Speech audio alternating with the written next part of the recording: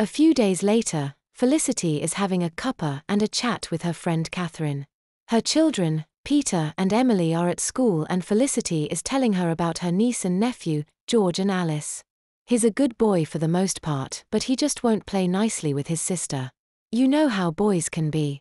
Don't I just, Catherine replied. Peter used to be so horrid to Emily. And then you put him in a dress. Felicity knowingly added. I was telling my sister about that. I hope you haven't been telling everyone. No. It only came up at my sister's because George wasn't playing nicely with Alice. He'd been pulling the heads off her dolls. Catherine said that she'd rather it doesn't become common knowledge, at least in the neighborhood. You know what people can be like.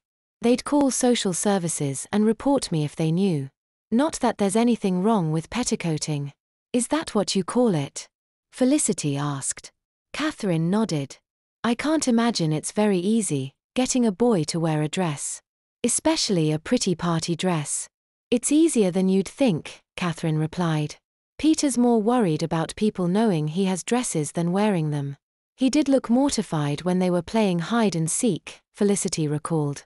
So, he has more than one then, she asked. Oh yes. And you tell him to wear one and he does, she asked. Catherine nodded. Just like that. Felicity quizzed.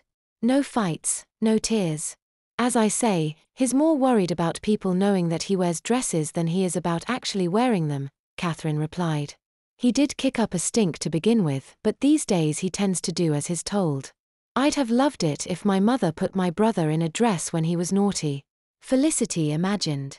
He used to be such a brat. Whenever Penny and I were playing nicely with our dolls, he'd burst in with his action men and World War III would break out. It used to be the same with Peter. Until one of his teachers gave me a pamphlet about petticoating. I've still got it somewhere, she said, pushing her chair back and rummaging through one of the kitchen drawers. Here. She handed the pamphlet to Felicity. Proactive parenting, petticoating for boys, she read. That's a sweet outfit, she said, tapping her manicured nail on one of the 3 images on the front.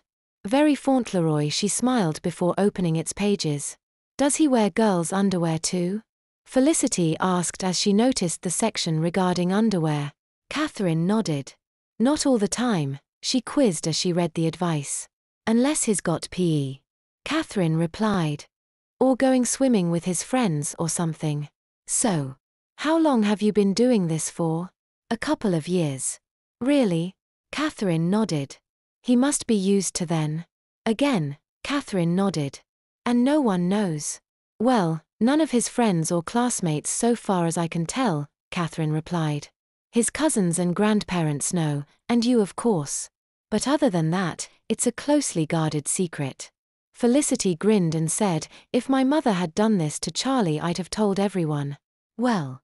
So would Emily, but she's been sworn to secrecy, Catherine replied. I told her that petticoating a boy is like putting him under a spell, and if the secret gets out, the spell is broken.